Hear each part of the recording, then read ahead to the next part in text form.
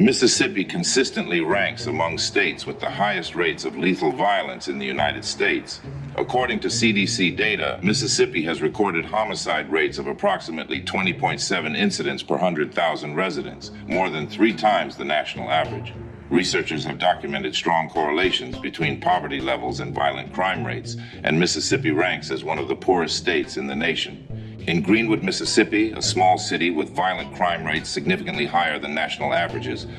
Before we dive into this shocking case, welcome to 10 by 10 Confidential, your source for the most compelling true crime stories told with the depth and detail they deserve. Thank you so much for being part of our community and watching our videos. If you're new here, this is where we explore the darkest corners of criminal justice, from cold cases solved by cutting-edge forensic science to the legal battles that determine who walks free and who dies behind bars. If you're enjoying this story, please smash that like button. It really helps us reach more true crime fans like you. And don't forget to subscribe and hit the notification bell so you never miss when we release our next deep dive into America's most disturbing cases. Now let's get into the twisted story of George Lamar Jones, a man who learned in 1972 that the justice system could be manipulated and spent the next 25 years proving it until DNA technology finally caught up with him. George Lamar Jones was born in 1945. Known by the nickname Mule, Jones was diagnosed with epilepsy from birth, a neurological condition that would later become central to his legal defense strategy. On June 10th, 1972, a woman named Correne Jones was found deceased in Greenwood. George Lamar Jones was arrested and charged with murder, facing a potential sentence of 20 years in prison. However, his defense attorney presented evidence of Jones's documented epilepsy, arguing that this condition may have impaired his behavior during the incident. Prosecutors reviewed the medical evidence and offered a plea agreement. Jones accepted a plea to the lesser charge of manslaughter and was sentenced to just 5 years in prison. This successful use of medical evidence to mitigate charges demonstrated that such defenses could result in dramatically reduced sentences, a lesson Jones would remember. After completing his sentence in 1977, Jones relocated to Milwaukee, Wisconsin. According to law enforcement records, his life deteriorated significantly. He developed a severe dependency on crack cocaine, accumulated numerous arrests, and frequently associated with individuals involved in substance distribution and commercial sex work. Between 1986 and 2007, Milwaukee experienced a series of strangulation homicides. Investigators later determined that multiple perpetrators operated during overlapping time periods. Walter E. Ellis, known as the Milwaukee North Side Strangler, was ultimately convicted of 7 murders through assault and strangulation. The overlap between Ellis's crimes and those later attributed to Jones created significant investigative challenges, as both operated in similar geographic areas and targeted vulnerable populations. In September of 1993, Mary Lee Harris was found deceased in a waste container near Jones's Milwaukee residence. Medical examination determined death by strangulation. Despite the proximity to Jones's home, investigators initially lacked evidence linking him to the crime. When questioned 5 years later during a separate investigation, Jones denied any involvement or knowledge of Harris. The case went cold for 17 years. On November 14, 1997, Jones was released from a Wisconsin correctional facility after serving time for previous offenses. According to court records, during the subsequent 10 days, Jones was involved in 2 assault incidents and 1 homicide.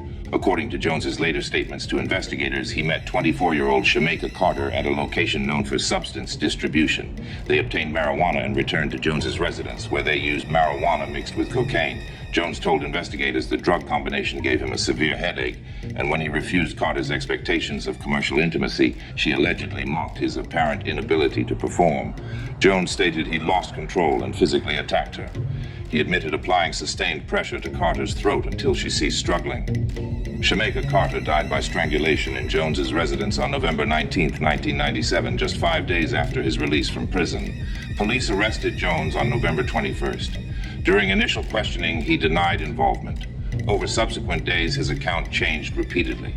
On November 22nd, he admitted discovering Carter deceased, but claimed memory loss and referenced his epilepsy, the same defense strategy from 1972. By November 24th, after multiple interviews, Jones finally confessed to causing Carter's death through strangulation. The state of Wisconsin charged Jones with first-degree intentional homicide. His court-appointed attorney announced plans to present an insanity defense based on Jones's epilepsy diagnosis. However, prosecutors challenged this strategy, noting that Jones had successfully manipulated a polygraph examination demonstrating strategic intelligence. The court ordered a comprehensive psychiatric evaluation. The team included Dr. George Palermo, a forensic psychiatrist who had previously evaluated Jeffrey Dahmer. After extensive examination, the psychiatric team concluded that Jones met the legal standard for sanity. While his epilepsy was medically valid, it did not render him incapable of controlling violent impulses or understanding consequences. With the insanity defense no longer viable, Jones entered a no-contest plea in July 1998, stating he could not endure a public trial. He was sentenced to life imprisonment without possibility of parole. In 2001, Jones filed an appeal, arguing that his 5-day detention before charges constituted an illegal sew-up confession. The Wisconsin Court of Appeals examined the circumstances and determined that investigators were legitimately investigating Jones's potential involvement in multiple unsolved strangulation cases during a period when Milwaukee faced what appeared to be serial offenses. The appeal was denied. In March 2010, Milwaukee police cold case detectives utilized advanced DNA technology to re-examine evidence from the Mary Lee Harris case. Laboratory analysis produced a match to George Lamar Jones.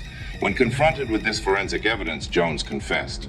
He admitted inviting Harris to his residence to use crack cocaine, becoming irritated that she talked too fast, and strangling her for approximately 15 minutes before disposing of her body in a waste container.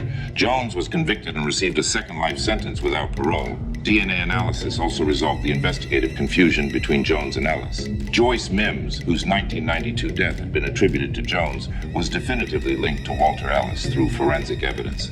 The case of Vernell Jeter from 1990 remains officially unsolved.